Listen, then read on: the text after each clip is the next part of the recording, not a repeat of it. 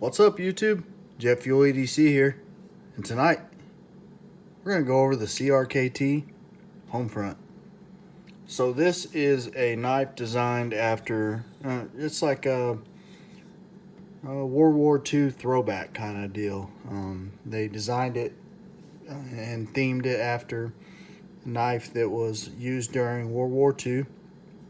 It is designed by Ken Onion and executed by Columbia River Knife and Tool Company.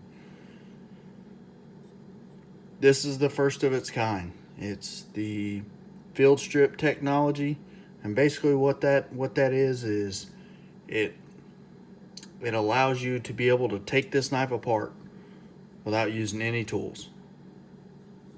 Super cool concept. Just engineering is it's great. I mean, it's amazing. You do pay a hefty price for it, but we'll get into that a little further into it. It's a great knife, great concept, cool design.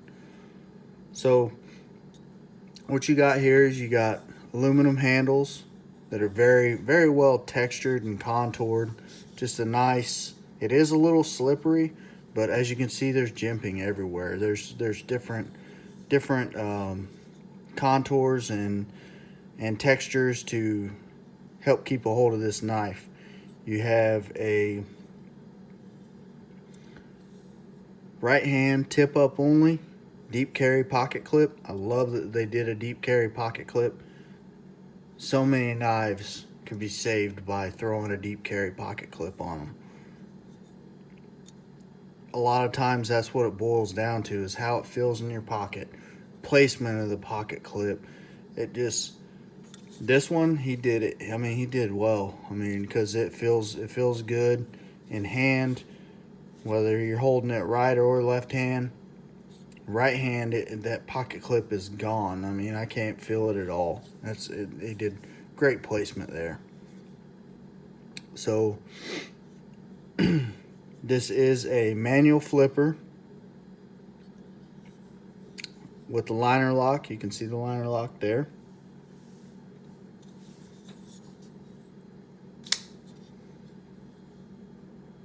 You got this beautifully swedged drop point blade. It's made out of Aus-8 steel. That would be my one, I don't know, one of my downfalls of this knife. I wish they would have picked up the steel a little bit. It's kind of an expensive knife for what you're getting, but you're paying for the design and the technology that goes along with this knife. So you can see it's a Homefront, patent pending, Ken Onion design. That's just the model number down there, K270GKP. As I was saying, it is a liner lock. It's riding on those plastic or Teflon washers. The centering is not quite perfect. You can see here, you're almost riding the show side of the scale, but I'm sure that ties all into the field strip portion of it, which I'll show you here in a second. Back to the blade. It is a hollow grind, which, I mean, it's a great slicer. It's a great chopper. I've beat on this knife this week, and it's took it, and it's still pretty sharp. Let's see how sharp. See, I'm pretty sure it'll still cut paper. Yeah, every time I go to do a paper cut test on camera, it's like, nope, there we go. Try to get some curly cues there. Yeah, it'll still cut paper. Now, like I said, I've beat on this thing. It's got a nice belly to the blade. It's nice. It's very sharp. Just a good design. The action does leave a little bit to desire. I mean, you can see it takes quite a bit there. It flips okay. Amazingly on camera, it's working. I flipped this knife quite a bit this week, and you don't get it out every time. I mean, if you watched my unboxing the other night, I used it. I didn't make it.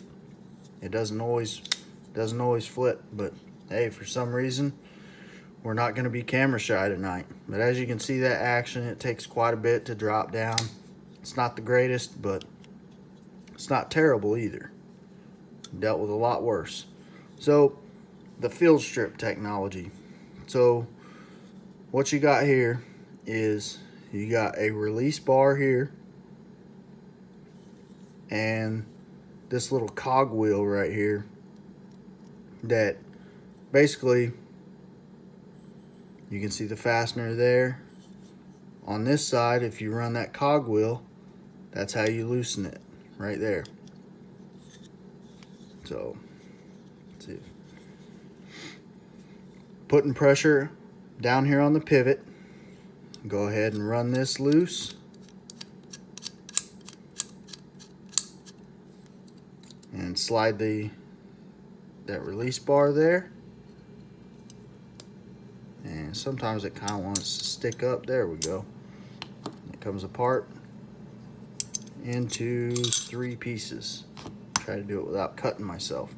You can see the liner lock here. The back spacer and that wheel that acts as a fastener. As you can see, all that does is spin in there.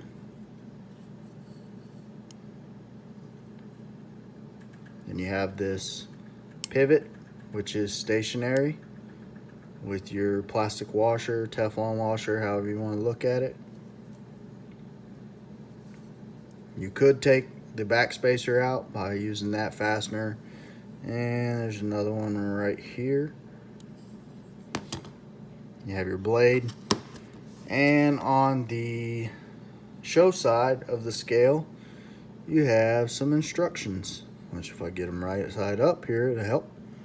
So you have reassembly instructions. You have a little CRKT website. Press and hold pivot, rotate wheel, lever down. You're done. It's pretty simple. Basically, the thinking behind this knife is, say you're out, and you're out in the field, you're doing, say you just skinned an animal or whatever, you don't know, and you need to clean it, before it gums up and is uttered useless. You can take it apart and use it any way you need to. You can see how easy it is to disassemble it and reassemble it. So the length on this guy, open, is 8 1/4 inches. Your blade is 3 1/2 inches. The thickness of the blade is 0.13. The handle thickness is going to be right at 1/2 inch, 0.495. Then you have the handle length, which is 4 3/4 inches. And we'll bring out old Trusty one more time for a weigh-in. I don't want to hear no comments from you about my scale either. You know who I'm talking about.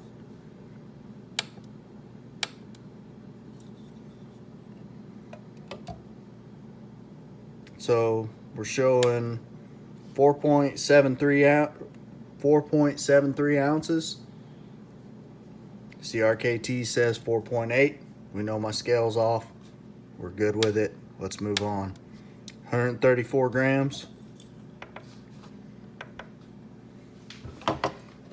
Now, like I was saying, the um, price point of this thing, you're paying for the design. Blade HQ's got it for $99.95. You can get it on Amazon for about $70. If you go and get they have another version that has nylon, the nylon handles, and I can't remember what steel. It's a even cheaper steel. You can get that even cheaper. I think about $60, but I didn't look it up on Amazon and see what that one was. So I'm assuming if this one is $65, $70 on Amazon, you're probably gonna get that one for about $40. But I'll leave links in the comments or in the description down below. Let me know what you guys think about the CRKT Homefront. As always, thank you guys for watching. Don't forget to like, comment, and subscribe. And I'll talk to you guys later.